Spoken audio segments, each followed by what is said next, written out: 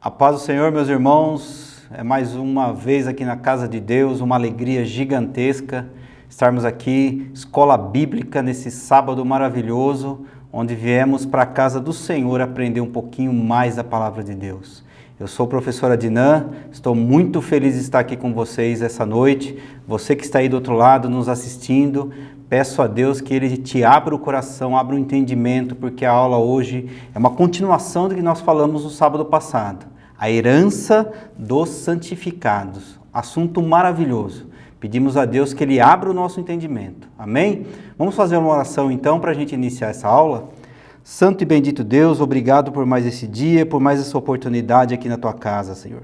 Pedimos a Ti que o Senhor nos abençoe, derrame Tuas bênçãos sobre nós, Senhor. Abra o nosso entendimento para que o Teu Espírito Santo fale aos nossos corações.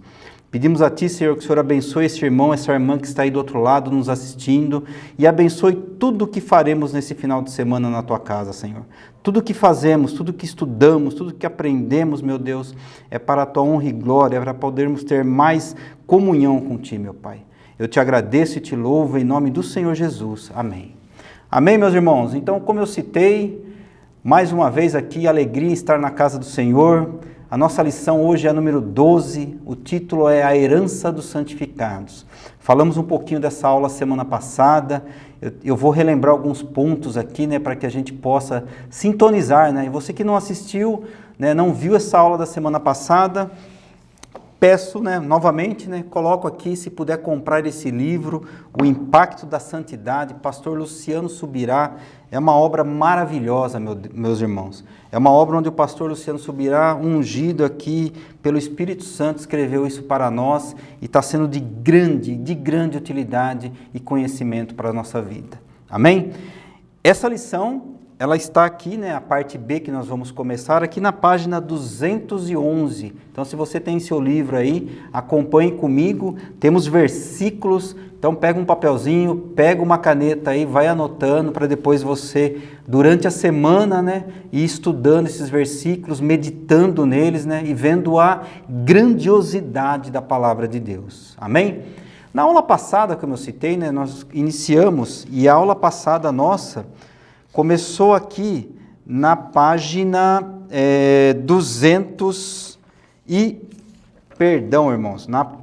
199, errei por um.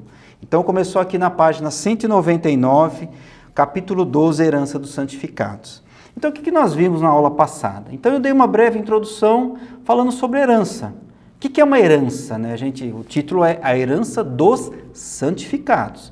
Então, herança, no dicionário comum nosso de português, é o conjunto de bens, direitos, obrigações que uma pessoa falecida deixa aos seus sucessores. Olha que interessante.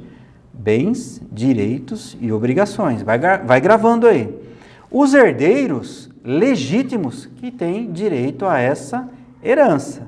Bens, direitos e obrigações.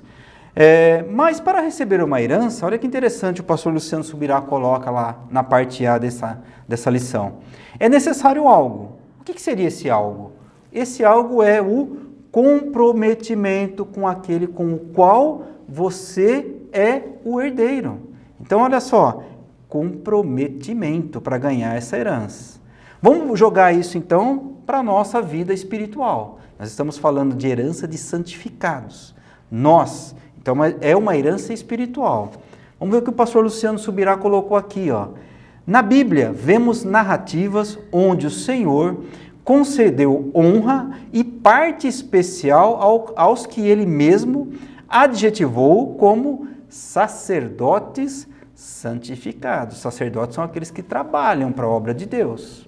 Olha só o que está lá em Ezequiel, o capítulo é o 48, o versículo é o 11.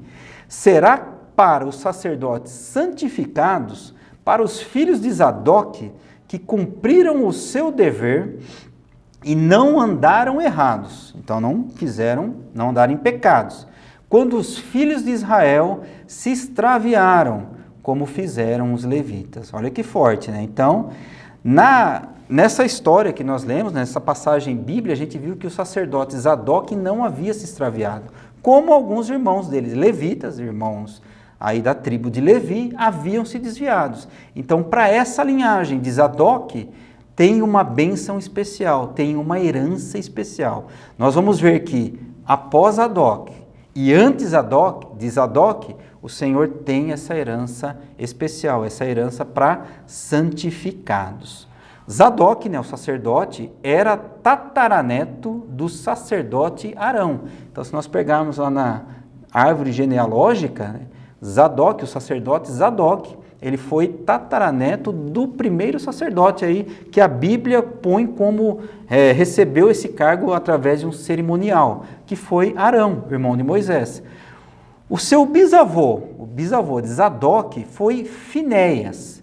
Também foi um homem zeloso para as coisas concernentes do reino de Deus. A história de Finéias, se você pegar lá na Bíblia, em Números, você vai ver que ele foi um dos que não deixaram que o arraial do Senhor fosse profanado. E através de uma atitude dele de zelo, o Senhor cessa a praga ali naquele arraial.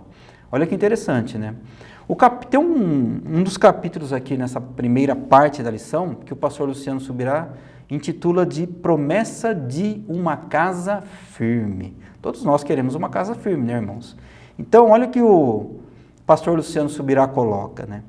Vimos o exemplo bíblico onde o juízo foi antecipado no sacerdote Eli, seus filhos e posteriormente em toda a sua geração.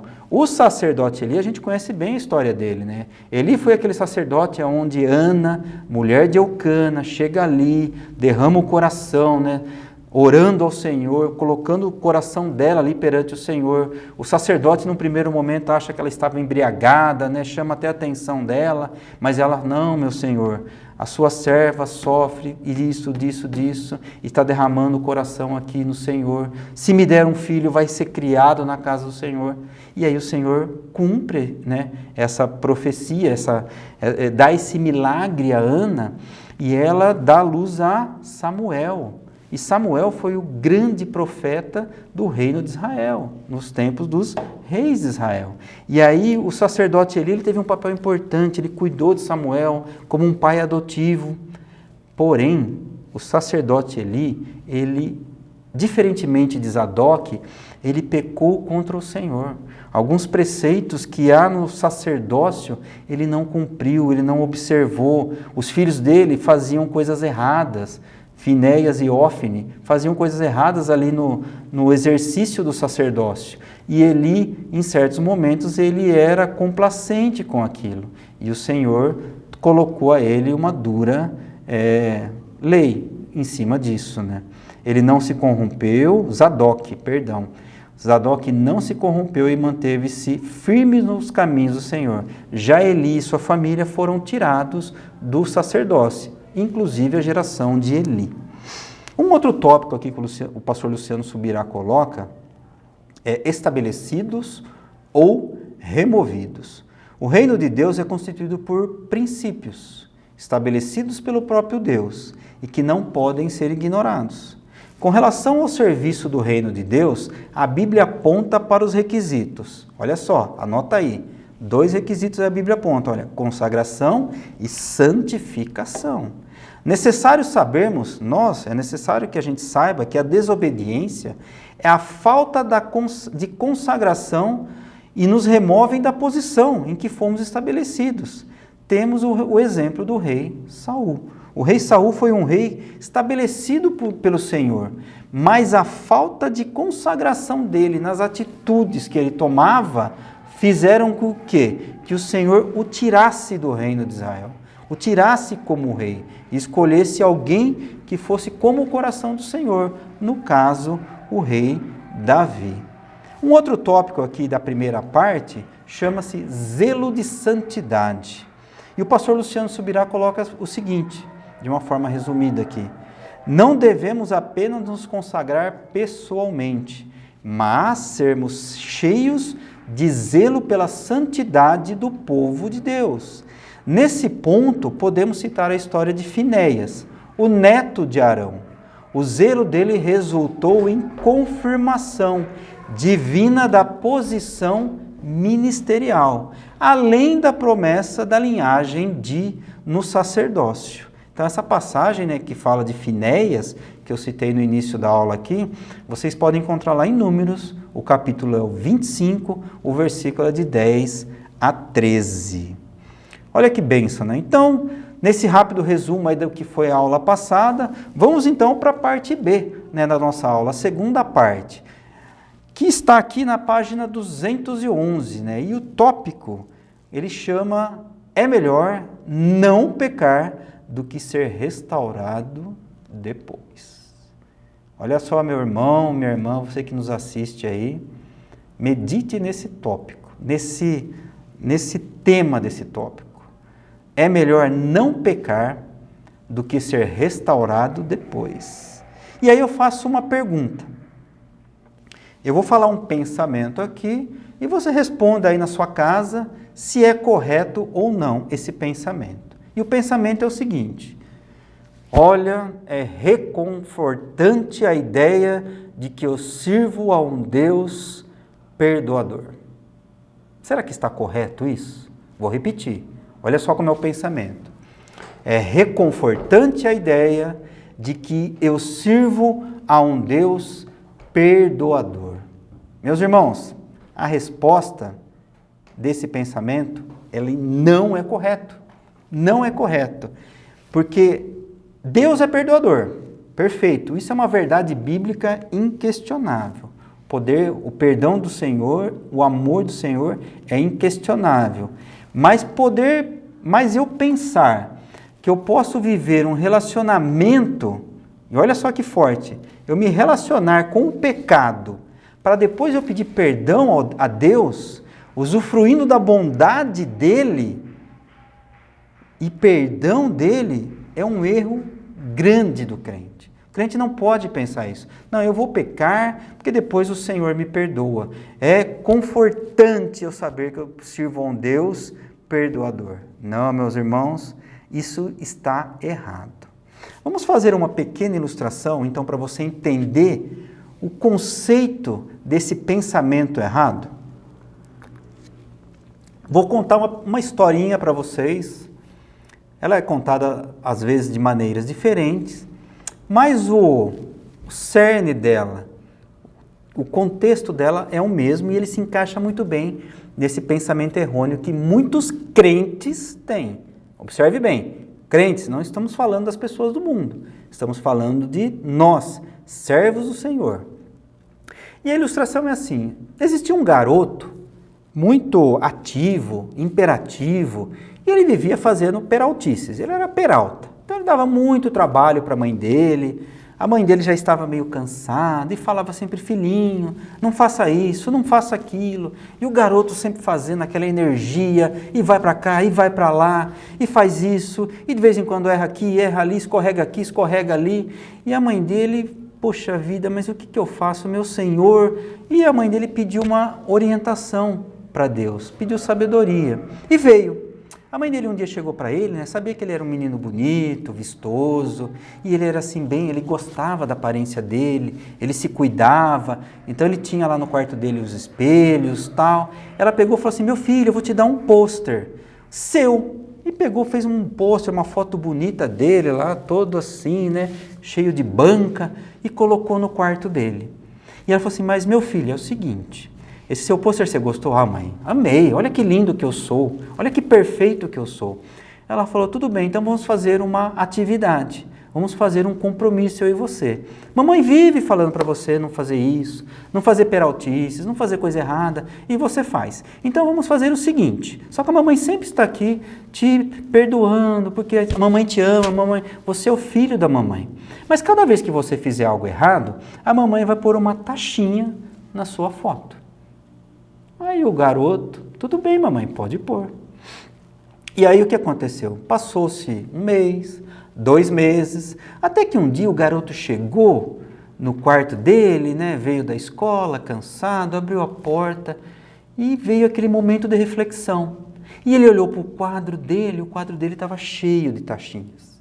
Tinha muitas taxinhas no quadro, na foto dele. Ele olhou, aí ele chamou a mãe: mamãe, faz tempo que a senhora me deu esse quadro, agora eu estou olhando, Tem muita taxinha, mamãe. Ela falou assim, tem realmente. Então, cada vez que você fez uma peraltice, a mamãe, conforme o combinado, foi lá e pôs uma taxinha. Vamos tirar? Vamos. E o menino concordou. E aí começaram a tirar as taxinhas. Puseram num recipiente todas as taxinhas. Quando acabou de tirar, a mamãe olhou para ele e falou assim, meu filho, tudo bem agora para você? Está mais tranquilo? Ele olhou e falou assim, mamãe, ficaram as marcas, os furinhos. Ela olhou para ele, pois é, meu filho, melhor era que a gente não tivesse colocado essas taxinhas. Melhor era que você não tivesse errado, procurado não errar, porque as consequências, elas vão aparecer. Eu te perdoo, mas as sequelas ficaram. E qual que é a moral dessa história, meus irmãos? Com a nossa vida espiritual. O Senhor fala a mesma coisa para a gente. Então, o pensamento que eu sirvo a um Deus perdoador, ele é correto. Porém, as coisas erradas que a gente faz, no servir ao Senhor, na nossa vida espiritual, vão ficar marquinhas, vão ficar sequelas, como ficaram ali na ilustração do quadro do garotinho, né? Nossos erros, ainda que perdoados por Deus, eles deixam consequências. Melhor é não pecar do que ser restaurado depois, como é o nosso título aqui. Melhor é não pecar, porque ser restaurado vai ficar sempre aquela marquinha, aquela lembrança. O perdão divino restaura a comunhão com o Senhor, mas não anula as consequências posteriores, que são inevitáveis. Olha, você deve estar pensando aí, professora Diná, esse é um exemplo, eu já tinha ouvido essa história de uma outra forma. Então vamos para um exemplo bíblico. Vamos para 3 exemplos bíblicos para que você medite durante aí a semana também e cada um de nós faça essa introspecção. Anota aí então quem são os exemplos bíblicos. O primeiro é o povo de Israel, quando saiu do Egito. O povo de Israel sofreu ali por 400 anos, escravos. E aí o Senhor vem e tira eles. Através de Moisés, através de Arão, eles são libertos ali do Egito. Nós sabemos a história. Houve as pragas, o faraó não queria libertar, até que veio a última praga, o faraó liberta e esse povo caminha pelo deserto. O Senhor abre o Mar Vermelho para eles, eles têm uma passagem milagrosa ali. E promete a eles, olha, vou te dar uma terra que mana leite e mel. A terra prometida. Mas o povo, na sua, diria que, ignorância, se recusa a isso, começa a fazer coisas contrárias ao Senhor, começa a blasfemar, depois de ter visto todos aqueles milagres, aquilo ainda não tinha encaixado na cabeça deles. E o que o povo faz? Começa a blasfemar, começa a reclamar. E aí a gente pode ver essa passagem deles blasfemando ali em Números, o capítulo 14, o versículo do 11 ao 12. E aí o Senhor se ira contra eles e fala, Moisés, eu vou acabar com esse povo. Mas Moisés, não, Senhor, intercede pelo povo, intercede e alcança o perdão. O Senhor fala, não, olha lá em Números 14, o versículo 13 ao 20, o Senhor aceita a súplica de Moisés. Mas o Senhor fala assim, tudo bem, Moisés, eu perdoo esse povo, eu não vou extinguir ele. Porém, e aí começa lá no capítulo 14, no versículo 21 de Números. Números 14, o versículo 21 ao 23. Olha só o que diz a palavra do Senhor. O Senhor dizendo, para Moisés, porém, tão certo como eu vivo e como toda a terra se encherá da glória do Senhor, nenhum desses homens que, tendo visto a minha glória e os prodígios que fiz no Egito e no deserto, todavia me puseram à prova já 10 vezes e não obedeceram a minha voz. O Senhor estava bravo. Ele conclui, nenhum deles verá a terra que com juramento, e olha que o juramento do Senhor, meus irmãos, não tem nada que se compare. Prometi a seus pais, Deus jurou, Deus cumpre. Sim, nenhum daqueles que me desprezaram haverá. Então aquela geração, ela foi perdoada, ela teve o perdão do Senhor, mas veio a consequência. Eles não entraram na terra prometida. Eles ficaram vagando ali no deserto, 40 anos, até que foi se morrendo todos. E daquela geração, nenhum deles conheceu a terra prometida. O segundo exemplo que eu pego é o rei Davi. O rei Davi é uma história conhecida também, quando ele falhou e ele promoveu um adultério, uma mulher casada, ele tomou posse de uma mulher casada, ele indiretamente assassinou o marido dela, porque mandou os guardas dele colocar o marido na guerra, na frente do exército, para ser morto pelo inimigo. Isso aconteceu. E tomou a mulher desse homem e a possuiu. E aí aconteceu o quê? Ela engravidou, mas o Senhor rejeitou essa criança e, como castigo, essa criança faleceu. E o Senhor profere uma sentença de julgamento ao rei Davi. Ainda que foi perdoado, mas ouviu do Senhor uma sentença, que foi essa. E ela está lá em 2 Samuel, o capítulo é o 12, o versículo é do 9 ao 12. Olha o que o Senhor falou a Davi através do profeta. Porque, pois, desprezaste a palavra do Senhor, fazendo o que era mal perante ele. A Urias, o heteu, feristes a espada. Lembra que ele colocou o marido de Batseba na frente do exército? E a sua mulher tomaste por mulher, depois de o matar com espada dos filhos de Amon, que eram os inimigos. Aí o Senhor, através do profeta, profere a sentença.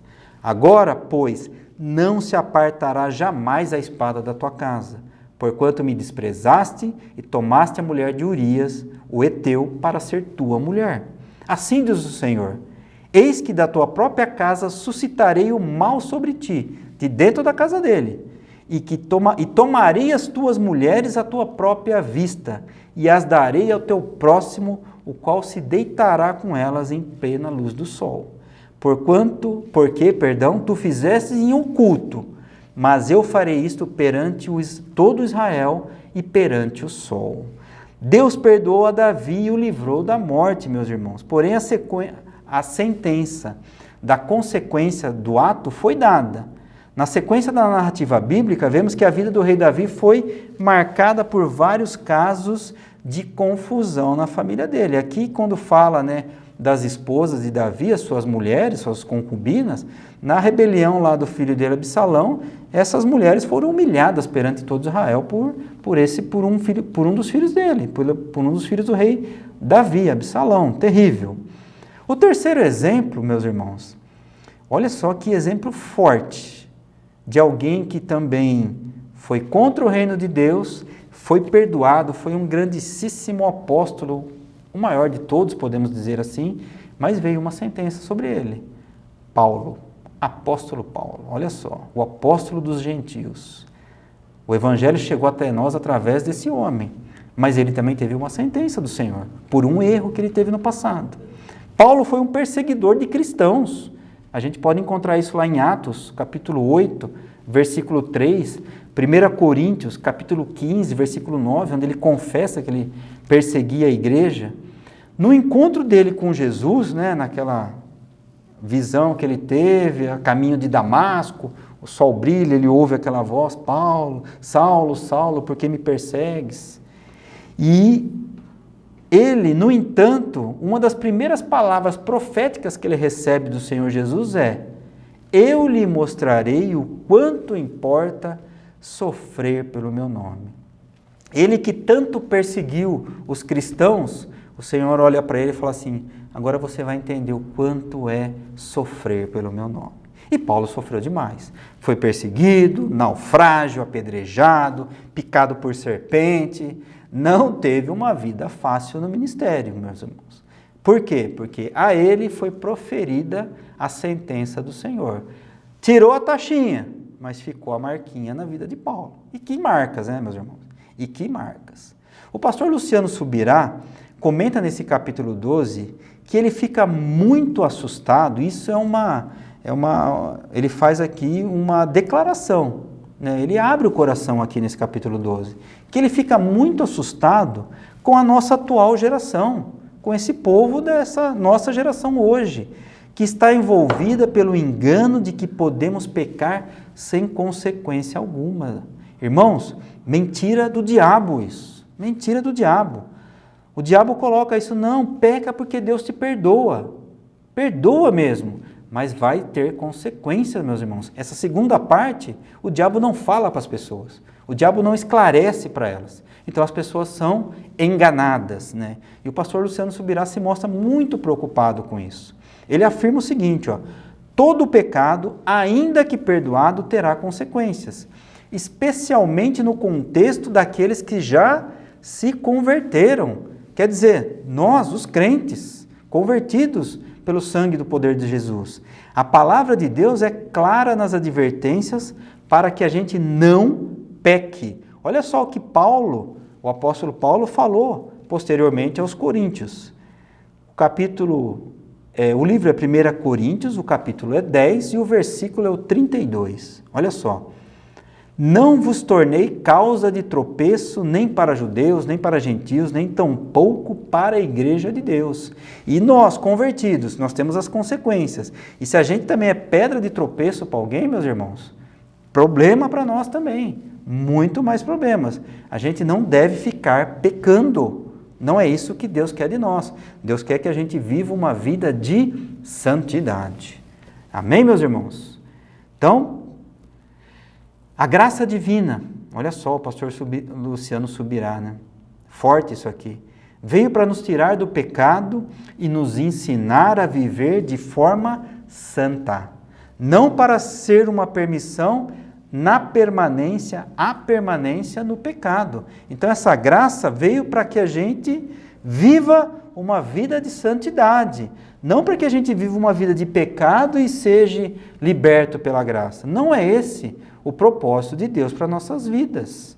Alguns pecados cometidos por aqueles que estão no ministério, então aqueles convertidos, aqueles que estão trabalhando para o reino de Deus, podem reduzir a herança ministerial. Meus irmãos, Zadok, Finéias, e mais para frente a gente vai ver mais parentes aqui, né, de Zadok, um deles é Esdras, o sacerdote Esdras, tão importante na reconstrução de Israel após o exílio, é da linhagem de Zadok, é da linhagem de Finéias.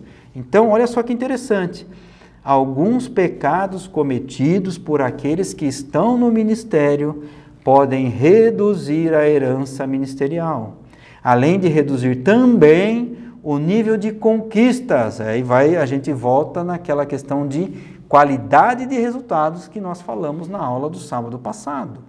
O nível de conquistas e bênção que a gente poderia desfrutar. Olha só que interessante. Se nós pegarmos o sacerdote Eli, a gente volta lá, né, na linhagem de Eli. O sacerdote Eli, ele foi sacerdote por mais de 40 anos em Israel. Os resultados deles foram bons, mas poderiam ser melhores. E por viver no pecado, acreditando na graça de Deus, ele foi retirado desse sacerdócio. Teve uma morte, ele viu os filhos morrerem. Ele teve uma morte trágica lá, queda, quebrou o pescoço, quando soube que a arca do Senhor tinha sido tomada pelos inimigos. Os resultados dele no final de vida poderiam ser melhores, meus irmãos. Mas por viver ali uma vida de pecado, como estar aqui, ó, ele estava no ministério, isso reduziu os efeitos, reduziu os resultados na vida dele. Não queiramos isso para a nossa vida. Que a gente fuja dessa vida de pecado, que a gente fuja dessa falta de vida de consagração, de santidade, que o diabo fica todo dia martelando nas nossas cabeças, trazendo pessoas para falar situações, coloca em situações para que a gente se engane quanto a esse tema, né? Olha só que interessante, né? Quando o homem erra e ele tem no final resultados ruins, que poderiam ser melhores, como a gente acabou de falar. Vamos pegar outro exemplo bíblico? Moisés e Arão. Olha só que interessante. Eles, naquela passagem das águas de Meribá, eles foram instruídos pelo Senhor. O povo passava sede, precisava de água, estava no deserto. O Senhor instrui, vai lá e fale a rocha. Moisés, meus irmãos, ali nós temos também que fazer uma ilustração do momento, do local, devia estar cansado, o povo reclamando, uma palavra que a gente conhece muito bem nos dias atuais, devia estar estressado, meus irmãos. E ele deixou que a carne extravasasse, não o espírito dominasse. E aí o que ele faz? O Senhor instrui, Moisés vai lá e fala à rocha que a rocha vai verter água para esse povo. Moisés, num momento de ira, foi lá e fere a rocha. 2 vezes ele feriu a rocha. E aí o que aconteceu? A rocha saiu a água. Aconteceu o milagre. Mas não tinha sido essa a instrução do Senhor. E pega lá, anota aí, Números, capítulo 20, o versículo é o 12 e o 13. Olha só o que o Senhor disse a Moisés e a Arão nessa passagem aí, nesse evento ali, quando eles foram e fizeram o contrário do que o Senhor pediu. Mas o Senhor disse a Moisés e disse a Arão, visto que não crestes em mim, para me santificardes diante dos filhos de Israel, por isso não fareis entrar esse povo na terra que lhe dei.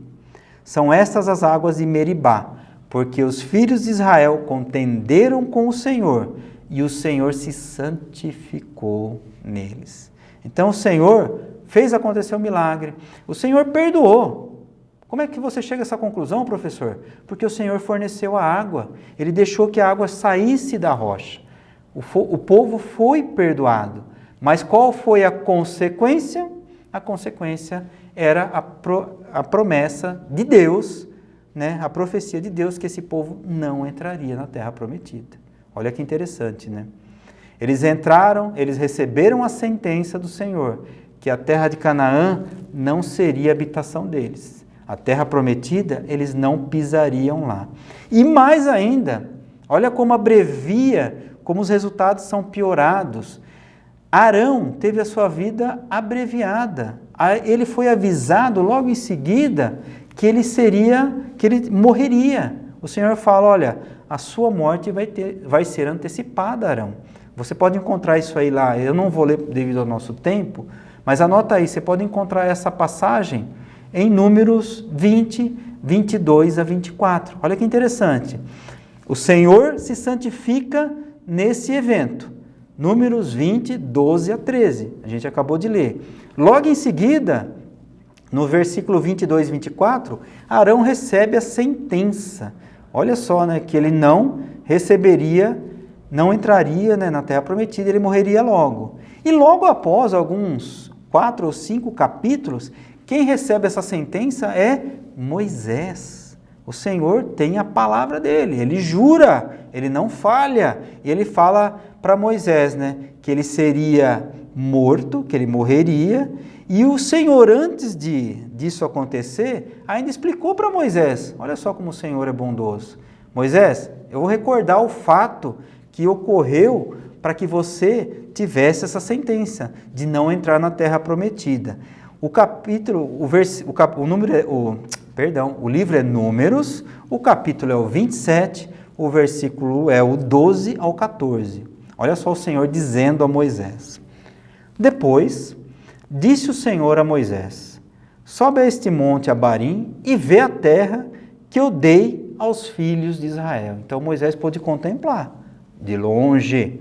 E tendo visto-a, serás recolhido também ao teu povo. Então Moisés olhou, você também vai morrer. Assim como foi com teu irmão Arão. Porquanto, no deserto de Zim, na contenda da congregação, fostes rebeldes ao meu mandado, de me santificar nas águas diante dos seus olhos. São essas as águas de Meribá, de Cádiz, no deserto de Zim. Então, aquela desobediência de Moisés, aquela desobediência de Arão, que poderia também ter instruído Moisés, custou a eles o privilégio de entrar na terra prometida. Eles foram perdoados, o Senhor os perdoou, o Senhor os recolheu, mas em vida eles não colheram o resultado esperado, um resultado melhor. Olha só, nós estamos falando de Moisés, estamos falando de Arão, e quanto a mim e quanto a você, meu irmão, então nós temos que tomar muito cuidado. viver uma vida de santificação, viver uma vida onde a gente busque por essa santificação no Senhor e não se extravie, meus irmãos. Não pensar que eu posso viver uma vida de pecados porque meu Senhor, o meu Deus, Ele é perdoador, Ele é bondoso.